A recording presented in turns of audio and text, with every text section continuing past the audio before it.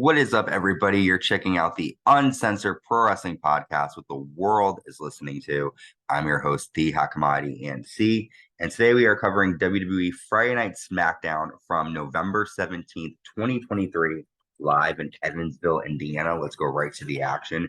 We have the newly formed Damage Control coming out, and Bailey says, my plan to bring Asuka into Damage Control has to be a top moment in WWE history.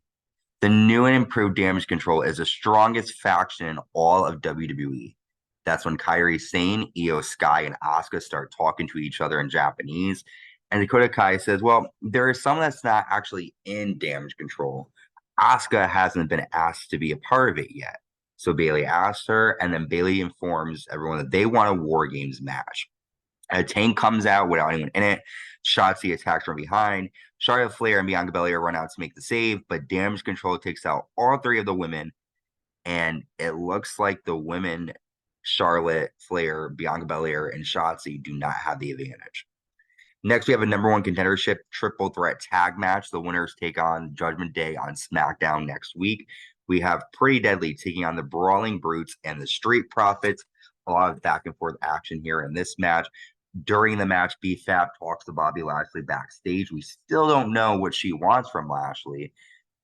During the match, Butch accidentally kicks Ridge Holland, and then the Street Profits hit Holland with the Revelation. And the Street Profits are taking on Judgment Day next week on SmackDown. After the match, though, Ridge Holland walks away from Butch, frustrated and upset about the loss. We then see Bianca Belair talking to Mia Yim backstage.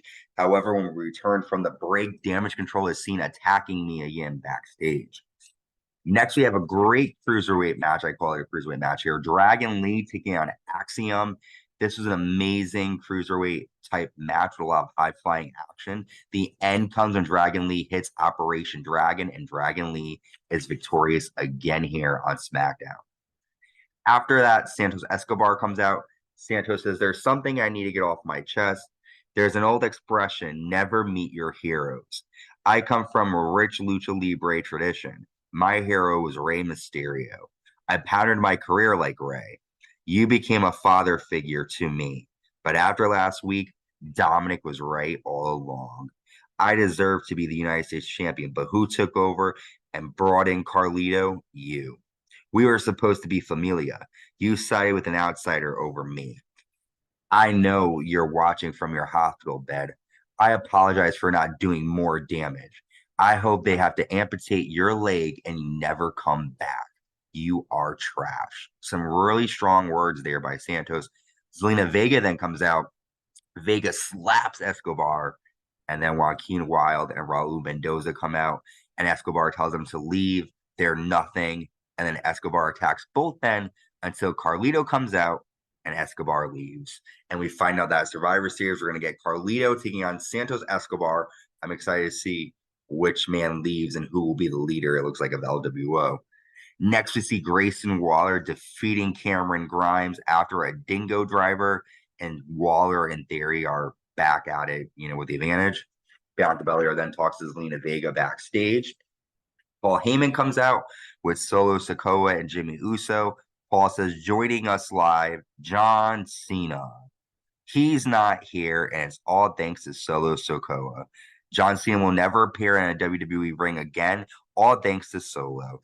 John Cena doesn't have the heart to say goodbye, so I'll do it. John Cena, goodbye. If John Cena ever comes back, Solo has to be his target, and that will be a problem for Cena. LA Knight comes out, and LA says, no matter how good Roman Reigns is still champion because of the bloodline. And then LA Knight says he's going to take out each member. And tonight he's starting with Jimmy Uso. Before the match can take place, though, Paul Heyman and Solo leave when Paul gets a phone call, and LA Knight gets the win after a BFT. After the match, Jimmy Uso and Solo Sikoa attack LA Knight until Cody Rhodes runs down and makes the save. Rhodes is normally on Raw. What does this mean that Cody is now coming here to help LA Knight? Then in our final segment, we have Bianca Belair, Shotzi, and Charlotte Flair coming out. Charlotte says, we accept your WarGames match. There is a thin line between love and hate. And if we're going to war, I need one person. Damage Control come out and they trash them. And then Becky Lynch shows up. The man from Raw shows up to team with Charlotte Flair, Shotzi, and Bianca Belair. They brawl. Charlotte and Io hit moonsaults to the floor. And both teams have to be separated. So we know it's official at WarGames. It will be Damage Control taking on Charlotte Flair, Shotzi, Bianca Belair, and the man Becky Lynch. An exciting edition of SmackDown with a lot of developments taking place for Survivor Series. With that, make sure you subscribe, like, and hit the notification bell on YouTube. Just search the Uncensored Pro Wrestling Podcast and subscribe. Also, check us out on Spotify, Apple Podcasts, and Amazon Music. Wherever you get your podcasts, we are available. Stay safe and stay uncensored.